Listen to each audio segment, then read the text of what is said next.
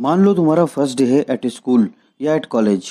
तुम्हारे लिए सब नया है और अनजान है। हो सकता है जो स्टूडेंट तुम्हारे बगल में बैठा है वही तुम्हारा बेस्ट फ्रेंड बन जाए। यही थॉट्स पहले दिन आते हैं। धीरे धीरे दिन बीतता है, वीक और मंथ, बट तुम किसी पर भी अपना इंप्रेशन क्रिएट नहीं कर पाते हो और फिर तुम्हें लगता है do people really like me. तो घबराने की बात नहीं है। बात यह है कि लोग तुम्हें जान नहीं पाए हैं। तुम्हें बस कुछ हैबिट्स अपने अंदर डेवलप करनी है जिससे लोग तुम्हें नोटिस करेंगे और उन्हें तुम्हारी कंपनी भी अच्छी लगेगी। आज इस वीडियो में हम कुछ ऐसे ही हैबिट्स के बारे में डिस्कस करेंगे जिससे लोगों की तुम्हें पसंद करने की प्रोबेबिलिटी मल्टीपल टाइम्स बढ़ जाएगी। First, remember names. कितना एम्बैरेसिंग होता है ना जब कोई नया तुमसे बात कर रहा हो और तुम्हें उसका नाम ही ना याद आए। कभी हुआ है तुम्हारे साथ? मेरे साथ तो हुआ है। जब कोई हमें हमारे नाम से बुलाता है तो ये सिंपल एक्ट हमें स्पेशल, नोटिस्ड और इम्पोर्टेंट फील कराता है, और जब हम सामने वाले का नाम बिल्कुल भूल जाते हैं तो ये उसे लेस इम्पोर्टेंट फील कराता है और ये सिग्निफाई करता है कि that person doesn't hold any value in your eyes. अब तुम बोलोगे कोई जब खुद को इंट्रोड्यूस कराता है तो 2 सेकंड के बाद ही तुम उसका नाम भूल जाते हो। तुम अकेले ऐसे नहीं हो, मोस्टली लोगों के साथ यही होता है। इसका रीजन है फोकस। इसीलिए जिससे भी फर्स्ट टाइम मिलो तो हैंडशेक करते हुए उसका नाम रिपीट करो। इससे तुम्हारे फोकस और अटेंशन उसके नाम पर जाएगा और उससे बात करते हुए 2-3 बार उसका नाम लो। फिर कभी उस बंदे का नाम नहीं भूलोगे और नाम से बुलाने पर उसे इंपॉर्टेंट भी फील होगा। Second, handle criticism with tact. हम सबका ईगो ना बहुत डेलिकेट होता है। एक छोटी सी बात भी इसे बहुत चोट पहुंचा सकती है। अब हो सकता है सामने वाला बंदा गलत हो, बट उसे बताना भी तो जरूरी है। इसीलिए हैंडल इट विथ केयर। अगर तुम्हारा कोई दोस्त या कलीग गलती करता है तो सबके सामने उसकी गलती मत बताओ। अब गलती बतानी भी है तो पहले थोड़ी तारीफ कर दो। जैसे कि तुम्हारे किसी फ्रेंड ने किसी प्रोफेशनल मीटिंग में बहुत ही कैजुअल ड्रेस पहनी है तो तुम बोल सकते हो, भाई तुम आज तो बहुत जच रहे हो, तुम्हारा ड्रेस भी बहुत शानदार है। बट शायद ये अपोजिट पार्टी को मीटिंग के हिसाब से फिट ना लगे और इसकी वजह से कहीं उसके डिसीजन ना इम्पैक्ट हो जाए। जब कोई स्ट्रेसफुल सिचुएशन में हो तो उस वक्त उसको क्रिटिसाइज मत करना, नहीं तो उसका स्ट्रेस लेवल और बढ़ जाएगा। किसी को उसकी गलती बतानी है तो पहले ये सोच लेना कि उस क्रिटिसिज्म का कोई आउटकम है, because it's not good to always criticise. हो सकता है तुम्हारा कोई दोस्त हो जो हमेशा तुम्हारा मजाक उड़ाता है और वो तुम्हें बिल्कुल भी अच्छा नहीं लगता है, तो तुम बोल सकते हो, Ricky I think you are really funny guy, the thing is, और फिर अपनी बात आराम से बोल दो। तुम ये भी बोल सकते हो कि मैंने भी पहले ऐसे ही गलती की थी। Third, being self centric. कभी तुमने नोटिस किया है कि तुम किसी से कुछ डिस्कस कर रहे हो कि कोई काम तुम्हारे लिए कितना डिफिकल्ट रहा है और फिर इमीडिएटली वो बंदा अपने वर्क स्ट्रेस के बारे में बात करने लग जाता है। जो तुमने बोला उसके बारे में उसको कोई कंसर्न नहीं दिखता।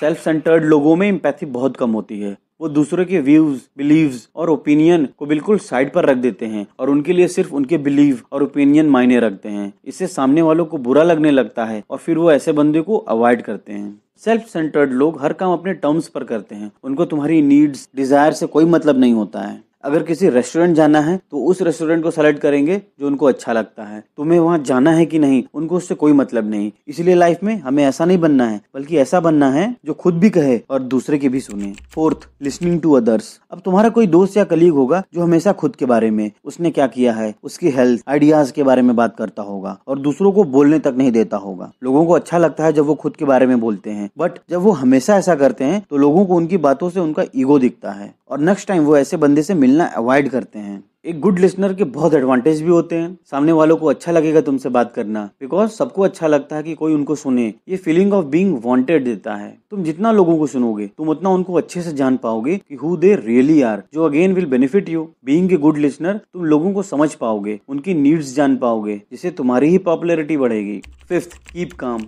हम सब अपने माइंड में एक आइडिया बना लेते हैं कि कोई काम कैसे होना चाहिए या किसी बंदे को कैसे बिहेव करना चाहिए, और यही हमारी सबसे बड़ी मिस्टेक है। क्योंकि जब कोई काम हमारे अकॉर्डिंग नहीं होता है, वो बंदा अनएक्सपेक्टेड वे में बिहेव करता है, तो हम फ्रस्ट्रेट हो जाते हैं, resulting in anger, stress, arguments. अब एक चीज तो क्लियर है, तुम किसी दूसरे को कंट्रोल ही नहीं कर सकते हो कि वो कैसे बिहेव करेगा। तुम्हारे साथ जो भी होना है वो भी तुम कंट्रोल नहीं कर सकते हो। तो तुम कंट्रोल क्या कर सकते हो? सिर्फ एक चीज, वो है हाउ यू रिस्पॉन्ड, तुम्हारा रिएक्शन। अब अगर तुम्हारे बॉस या किसी टीचर की हैबिट है तुमसे रूडली बात करने की, तो अब ये सोचो कि तुम उनको चेंज कर दोगे, तो ये पॉसिबल नहीं है, क्योंकि कोई तुम्हारे लिए खुद को चेंज नहीं करेगा। इसीलिए हमें खुद के अंदर चेंज लाना होगा। अब अगर कोई तुमसे रूडली बात कर रहा है या तुमको प्रोवोक कर रहा है, तो अपना रिएक्शन देने से पहले 5 सेकंड रुको, deep breath low.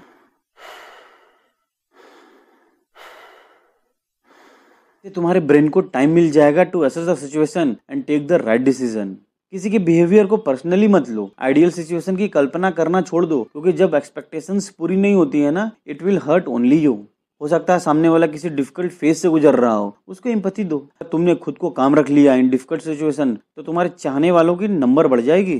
6, don't demean others. तुम ऐसे किसी न किसी को तो जानते ही होगे जो फ्रिक्वेंटली सरकास्टिक ह्यूमर का यूज करता है इन देयर सोशल इंटरेक्शंस। अब उनके लिए ये तो हल्का फुल्का मजाक होगा या उनका स्टाइल ऑफ कम्युनिकेशन, बट दूसरों को ये मजाक हर्ट और डिस्कम्फर्ट कर सकता है, बट उनको इसका कोई आइडिया नहीं होता है और फिर ऐसे लोगों से लोग दोस्ती करना अवॉइड करते हैं। और भी बहुत रीजंस होते हैं जब लोग दूसरों को डिमीन करते हैं, जैसे कि जिनके लो स्टीम होते हैं वो ऑफन स्ट्रगल करते हैं खुद को एक्सेप्ट करने में और वो हमेशा खुद को कंपेयर करते हैं दूसरों से, और जब लगता है कि वो पीछे हैं तो खुद की कमियों को छिपाने के लिए वो दूसरों का मजाक बनाते हैं टू फील सुपीरियर। जो लोग दूसरे से जेलस होते हैं तो अपने निगेटिव इमोशंस को कोप अप करने के लिए वो जिसका वो अचीवमेंट या सक्सेस नहीं देख पा रहे हैं उसको डिमीन करने में लग जाते हैं। वो दूसरों को हैप्पीनेस सेलिब्रेट करते नहीं देख सकते, ये उनको अपना लॉस लगता है। कुछ लोग होते हैं जिनके लिए अपना पॉजिटिव इमोशन एक्सप्रेस करना बहुत डिफिकल्ट होता है due to various reasons such as upbringing, personal experience. उनके लिए निगेटिव इमोशंस कन्वे करना ज्यादा इजी होता है, इसीलिए तुम्हें ऐसे बिहेवियर से बचना है क्योंकि it will create an image which will leave you alone. 7. Respecting boundaries. मान लो तुम हॉस्टल में एक रूममेट के साथ रहते हो और एग्जाम टाइम चल रहा है। अब तुम्हें फोकस करना है बट वो लाउड म्यूजिक सुन रहा है, टीवी देख रहा है, तुम्हारे मना करने पे भी उसको कोई फर्क नहीं पड़ रहा है। It's not respecting boundaries. तुम और तुम्हारे दोस्त ने कोई प्लान बनाया है किसी आउटिंग के लिए और तुम लोग डिसाइड करते हो कि मॉर्निंग में 6 बजे शार्प निकलना है। अब तुम तो टाइम पर आ जाते हो बट वो हमेशा की तरह लेट है और तुमको टाइम पर रेडी होने के बावजूद लेट होना पड़ता है। अब उनके लिए ये एक नॉर्मल बात होगी but for you it can be a big deal. अब अगर तुम उनको इस बात का रियलाइजेशन करवाओगे तो कहेंगे तुम इम्पेशेंट हो। ये भी एक एग्जांपल है नॉट रिस्पेक्टिंग द बाउंड्रीज, क्योंकि हमेशा किसी को वेट कराना means there is a lack of respect. मान लो तुम्हारे पास्ट की कोई बात है जिसे तुम भुलाना चाहते हो और डिस्कस नहीं करना चाहते हो, बट कोई एक फ्रेंड है जो हर बार उस बात को हमेशा छेड़ देता है जिसे तुम अगेन हर्ट होते हो। वो ये जानता है कि it will hurt you but वो हमेशा भूल जाता है। It's again a lack of concern and crossing the boundaries. कुछ बातें ऐसी होती हैं जो हम किसी से शेयर नहीं करना चाहते हैं, शेयर क्या डिस्कस भी नहीं करना चाहते हैं। फिर भी कुछ लोग होंगे जो बहुत इंटरेस्टेड रहेंगे उन बातों को जानने में, उनको हमेशा एक्साइटमेंट बनी रहती है उन बातों में जो तुम डिस्कस नहीं करना चाहते हो। It's again crossing the boundaries. तो हमें ये मालूम होना चाहिए कि दूसरे बंदे की क्या बाउंड्रीज है। अब हो सकता है वो डायरेक्ट तुम्हें ना बताए बट उसके लिए वो हमें नॉन वर्बल क्यूज देगा और हमें समझना होगा कि ही और she doesn't want you to cross that boundary और रिपीट द सेम एक्ट। दोस्तों ये कुछ सिंपल हैबिट्स थी जिनका ध्यान अगर हम रखेंगे और इनको अपने लाइफ में फॉलो करेंगे तो लोगों की हमें लाइक करने की प्रोबेबिलिटी बढ़ जाएगी और फिर हम भी सेंटर ऑफ अट्रैक्शन बन सकते हैं। तो दोस्तों अगर ये वीडियो आपको अच्छा लगे तो प्लीज वीडियो को like and share and channel को सब्सक्राइब करें। और हाँ, अगर आप चैनल पे नए हैं तो प्लीज नोटिफिकेशन बेल को जरूर प्रेस कीजिएगा ताकि आपको चैनल पर डाले गए हर नए वीडियो का अपडेट मिलता रहे। थैंक यू दोस्तों।